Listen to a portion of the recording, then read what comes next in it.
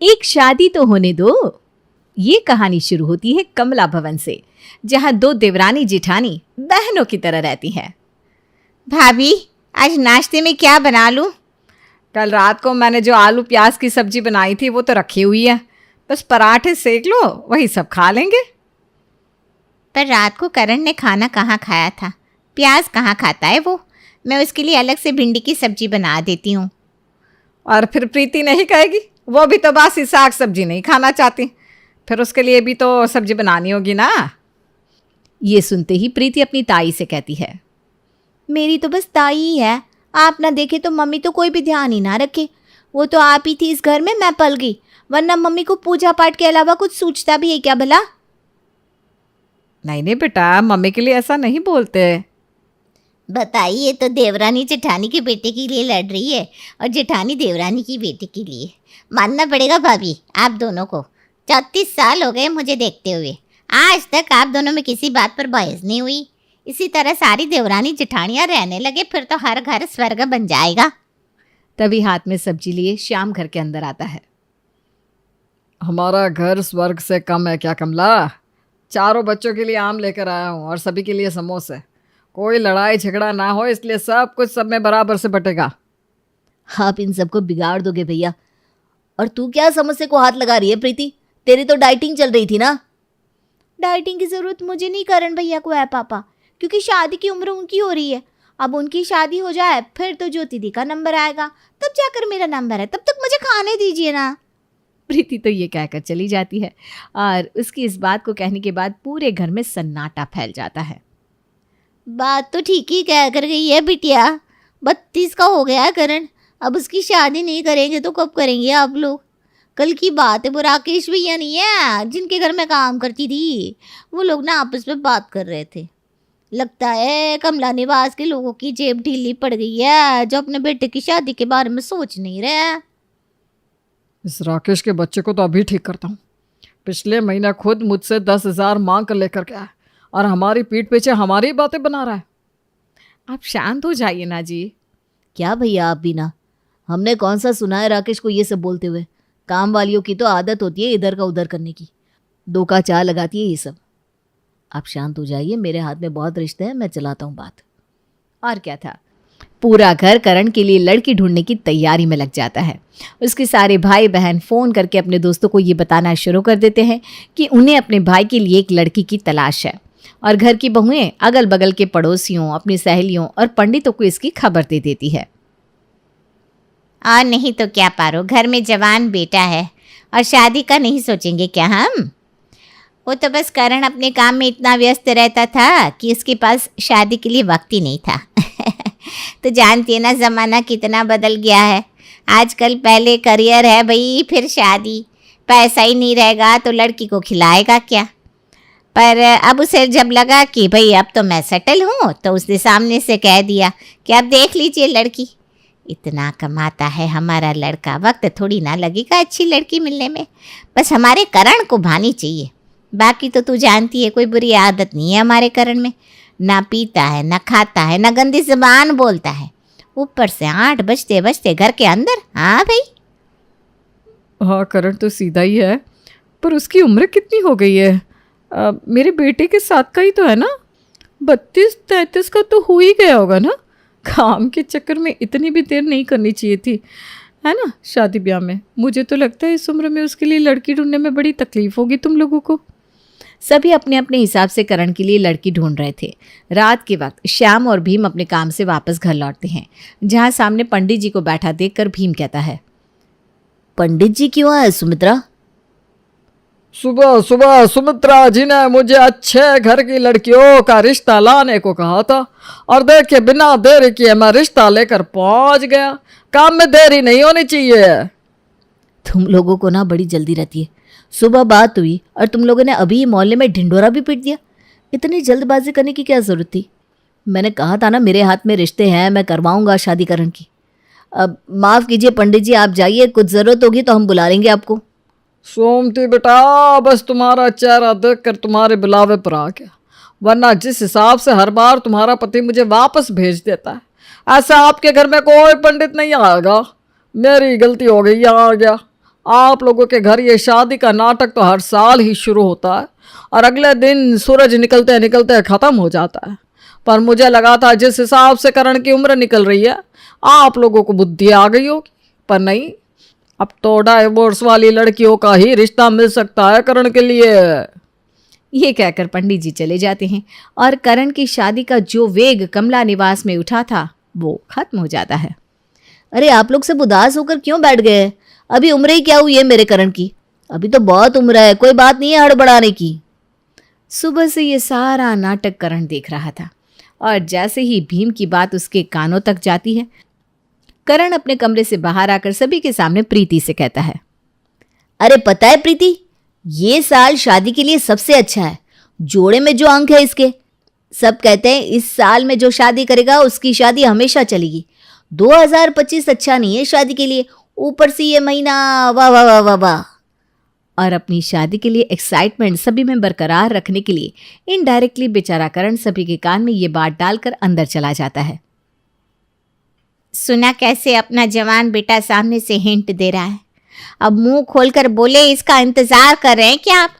32 पूरा करके 33 लग जाएगा करण को नवंबर में, और आप है कि आराम से शादी करने की बात कर रहे हैं।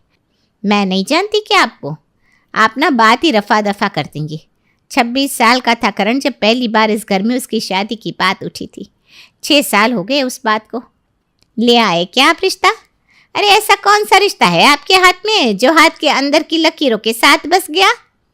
आप तो कुछ बोलिए भाभी जी। मैं क्या बोलूं, भीम जी ने जो सोचा है ठीक ही सोचा होगा। आ गई ना आप फिर इनके झांसे में। एक नंबर रिश्ता है मेरे हाथ में कह कह कर तो लड़के को 32 साल का कर दिया। मुझे नहीं पता, मैं तो कल ही पंडित जी के पास जाऊंगी और लड़की वालों के परिवार का एड्रेस ले लूंगी। करण को जैसे ही पता चलता है कि उसकी चाची उसके लिए लड़की वालों का एड्रेस लेने जा रही है, उसकी खुशी का ठिकाना नहीं रहता। खुद पर जरा भी ध्यान न देने वाला करण सुबह उठते ही फेस पैक लगाकर बैठ जाता है। करण की माँ देखिए इस लड़की के चेहरे पर क्या हो रहा है। कुछ नहीं हो रहा है पापा जी, वो तो मैंने फेस पैक लगाया है। वो क्या ना, चाची आज लड़की वालों का एड्रेस लेने जा रही है। अब पता चला वो लोग साथ में आ गए तो मेरी शक्ल तो सही से दिखनी चाहिए ना। ठीक है भाई, तो तू ज़रा शेविंग भी कर लेना। आज किसी को भी हमारे बिटवा को कुछ बताने की जरूरत ना पड़ेगी। बिटवा की खुशी देख रहे हैं, वो खुद ही सब कुछ कर लेगा। हाँ, करना तो पड़ेगा ही ना। अब इस उम्र में जाकर मेरे घर वालों की आँख खुली है तो इस रिश्ते को हाथ से जाने तो नहीं दे सकता मैं। और सच में ही करण की चाची कुछ देर बाद सोमती को कॉल करके कहती है, तुम लोग ना जरा घर की हालत ठीक कर लो, लड़की वालों को मैं साथ में ही लेकर आ रही हूँ। क्या प्रीति, नेहा, सुबह सब जल्दी से अपने कपड़े बदल लो। पापा चाचू कहाँ हैं अब? अरे कोई चाचा जी को बुलाओ यार, लड़की वाले आ रहे हैं। मैं पर्दे बदलता हूँ। घर की क्या हालत कर रखी है तुम लोगों ने। अरे आप तैयार हो जाइए भैया, हम है ना सब कर देंगे। पूरे कमला निवास में भागा दौड़ी मच जाती है। आखिरकार लड़की वाले जो आ रहे थे और कुछ देर बाद लड़की वाले कमला निवास पहुंच जाते हैं। करण दरवाजे से लड़की वालों को अंदर लेकर आता है और लड़की वाले जैसे ही सोफे पर बैठते हैं, भीम कहता है, आपकी शक्ल किसी से मिल रही है। वो कोलकाता के नीरज टेक्सटाइल वाले आपके रिश्तेदार लगते हैं क्या? अरे भाई साहब, आपने तो बिल्कुल सटीक बताया। आपको कैसे पता चला? हमारा काफ़ी अच्छा फैला हुआ बिजनेस है, इसलिए ये इधर उधर बाहर आते जाते रहते हैं। सभी व्यापारियों से जान पहचान रहती है इनकी। ये है मेरी बेटी प्रिया। बेटा सबके पैर छुओ। अरे ये सब करने की कोई ज़रूरत नहीं है भाई साहब। हमें तो खबर भी पहले नहीं मिली कि आप लोग आ रहे हैं। अचानक से बस नाम की तैयारी कर पाए हम। इतनी जल्दबाजी में आप लोग आए हैं कि क्या कहूँ। मुझे पहले पता होता कि आप लोग आने की सोच रहे हैं तो पहले ही प्रिया की कुंडली मंगवाती। हमारे यहाँ ना बिना कुंडली मिलाए हम कोई काम नहीं करते। फिर तो कुंडली आप अभी मिला लीजिए, उसमें क्या है। और जैसे ही महेश अपनी बेटी की कुंडली सोमती को देता है, यही तो दिक्कत की बात आ गई। हमारे बेटे की कुंडली में जो ग्रह 7वें घर में बैठा है ना, वहीं आपकी बेटे की कुंडली में 3रे घर पर बैठा है। ये रिश्ता नहीं चल पाएगा। माफ़ कीजिएगा महेश जी, ये बात हम आगे बढ़ा नहीं पाएंगे। अरे मम्मी, ये यूट्यूब के ज्ञान को छोड़ो, इस सब से कुछ नहीं होता। और उम्र के 28 साल के बाद ये सारे ग्रह अपने आप अपना प्रभाव छोड़ देते हैं। इस उम्र में कौन सा ग्रह मेरा रिश्ता काट पाएगा? तूने शायद सुना नहीं मैंने क्या कहा। ऐसी शादी करवा कर करेंगे क्या कि बाद में जाकर तलाक हो जाए। और करण के लिए आया पहला रिश्ता कट जाता है। पर करण भी रुकता नहीं। वो शादी.com से रिश्ता देखकर लड़की वालों को अपने घर बुलवा लेता है। इस बार कुंडली की प्रॉब्लम नहीं होगी मम्मी। सुप्रिया की कुंडली मैंने पहले ही खुद की कुंडली से मिला ली है। 25 गुण मिल रहे हैं, बाकी तुम लोग देख लो। और सभी मिलकर लड़की वालों के आने की तैयारी में लग जाते हैं। कुछ देर बाद सुप्रिया के परिवार वाले कमला निवास पहुंचते हैं, जहां हमेशा की तरह भीम सुप्रिया को छोड़कर उसके पूरे परिवार वालों से जान पहचान निकालना शुरू कर देता है। कितनी बदसूरत है सुप्रिया की चाची। हमारे करण को सुप्रिया की चाची से शादी नहीं करनी, सुप्रिया से शादी करनी है। आपको क्या मतलब है? अरे भाई देखो कैसे लड़के के घर आकर सारा नाश्ता खा रही हैं। ऐसे रिश्तेदारों से रिश्तेदारी करके समाज में हमारी इज्जत जरूर चली जाएगी। मैं तो प्रमोद को पहचान गया हूँ, एक नंबर का कंजर आदमी है। ऐसे परिवार में रिश्ता मुझे नहीं करना। मैं अभी भाभी से बात करता हूँ। और भीम फुसफुसाता हुआ अपनी भाभी के कान भर देता है। अपने देवर की सारी बात मानने वाली सोमती लड़की वालों से हाथ जोड़कर माफी मांगते हुए इस रिश्ते को भी ना कर देती है। आपको क्या लग रहा है कि आपका बेटा कोई राजकुमार है तो उसके लिए लड़कियों की लाइन लगी रहेगी? कितनी मुश्किल से लड़की मिलती है इस उम्र के लड़के को। एक तो पापा सबकी खूबसूरती देखते रहते हैं या उनकी जान पहचान का कोई निकल ही आता है। हमें तो लड़की अपने घर लानी है ना। और पढ़ाओ इन लोगों को। देख रही हो सुमित्रा कैसे मुझसे जुबान लड़ा रही है ये लड़की। बाकी लोग तो कुछ कह नहीं रहे। ठीक ही तो कह रहे हैं चाचा जी प्रीति। मेरी शादी होगी तब तो उसका नंबर आएगा। ये भी कोई बच्ची नहीं रही, 28 साल की हो गई है। अब तो लोग बातें बनाने लग गए कि कहीं कमला निवास वाले अंदर से खोखले तो नहीं है, जो अधेड़ अधेड़ उम्र के जवान लड़के लड़कियों को घर पर बिठा कर रखा है। पिछले 32 सालों से इस घर के लोग दूसरों के घर जा जाकर खाकर आ रहे हैं। हमारे घर भी तो कोई जश्न होना चाहिए जिसमें लोग आकर खाएं। मुझे नहीं पता बेटा। अरे लोगों का तो काम होता है बात बनाना। राजा के पीछे भी लोग उसकी बुराई करते हैं, पर सामने बोले तब ना। और वैसे भी तेरे सर में पीछे के बाल में 2 छेद है। इससे पता चलता है कि तेरी 2 शादियां होंगी। आग लगे 2 शादी को मम्मी, तुम मेरी एक शादी तो होने दो। जब भी शादी की बात होती है चाचा जी को लगता है अभी बहुत उम्र बाकी है मेरी। ऊपर से तुम्हारा कुंडली पुराण, तीसरी मेरी उम्र।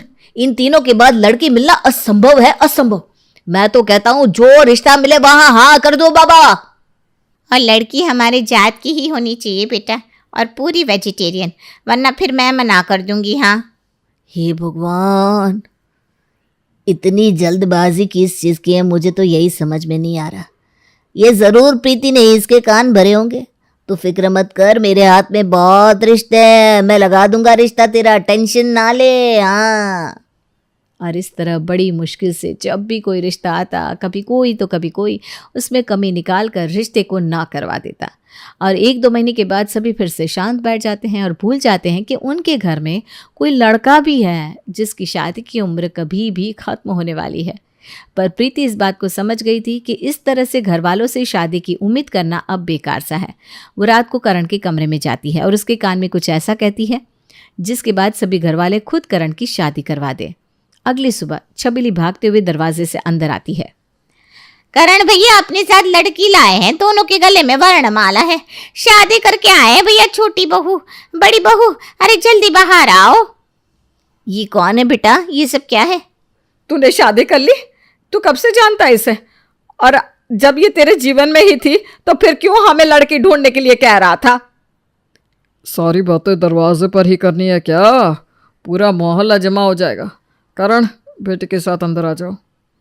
मैंने कितनी बार आप लोगों से कहा कि मेरी शादी करवा दीजिए, मेरी उम्र निकल रही है, पर आप लोग तो देरी पे देरी किए जा रहे थे।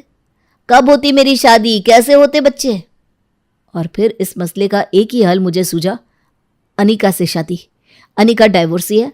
पहली शादी से इसे 5 साल का बेटा है, तो बच्चे की प्रॉब्लम सॉल्व हो जाती। बच्चा पला पलाया है, इस सर पर छत मिल जाएगी और मुझे बुढ़ापे का सहारा। इसलिए मैंने सीधा मंदिर में जाकर शादी ही कर ली। आप करते रहेंगे सुंदर बदसूरत अमीर कंजूस। ले आया ना ये शादी करके लड़की को, ऊपर से दुजवर। मेरा कवारा बच्चा पहले से शादीशुदा एक बच्चे की माँ को बहू बना कर ले आया। अरे क्या जरूरत थी इतनी उंगली करने की आपको? तू ही बता प्रीति, क्या मैं बस उंगली ही करता था? ये भी तो कहती थी लड़की हमारे जात की होनी चाहिए। इस घर में कुछ भी कहने में किसी ने कोई कसर नहीं छोड़ी थी, तो ये तो कभी ना कभी होना ही था। आज तो मेरे को लग रहा है कि इस घर में आप सबकी एकता ही हमारे करण की इस हालत का कारण बन गई। सभी को अपनी अपनी राय देनी थी और कोई भी दूसरा पहले की राय को काटने को तैयार भी नहीं था। कम से कम सोमती भाभी आपको तो समझना चाहिए, बेटा तो आपका है। मुझसे तो बहुत बड़ी गलती हो गई, अब क्या होगा? सभी सर पकड़कर बैठ जाते हैं। फिर करण कहता है, मैं कोई ऐसा काम नहीं करूंगा जिससे आप सबका सर झुक जाए, पर किसी को ऐसा करने के लिए मजबूर तो मत कीजिए आप लोग। अनीता एक एक्टर है। अब आप लोग देरी मत कीजिए, जो रिश्ता हाथ लगता है उसी से ब्याह करवा दीजिए करण का। और आखिर में 15 दिन में ही करण की शादी हो जाती है और बाकी बच्चों के लिए भी रास्ता खुल जाता है।